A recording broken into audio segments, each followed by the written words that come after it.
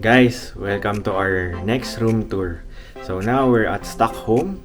We'll be touring and we're checked in at Sheraton Stockholm. So we'll give you a tour of our room.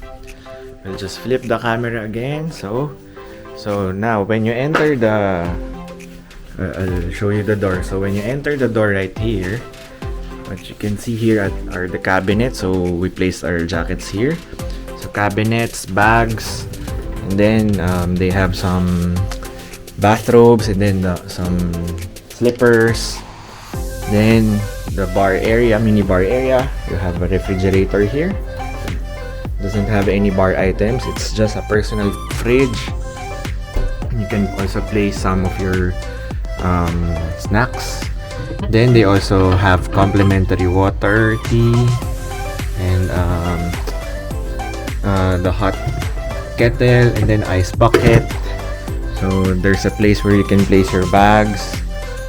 Then TV, I think it's around 56 inch. Then bed, king size bed. So it's a good size bed, and they have two big pillows. Then lamp, then a sitting area, and here's a view of our room. There you go. So we're expecting snow tonight, so let's see what the view will look like tomorrow morning or tonight. Then we'll give you a tour of our bathroom.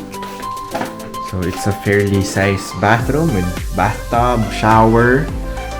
So they also have towels, so the basics. So some shampoo, conditioner, body lotion, tissue.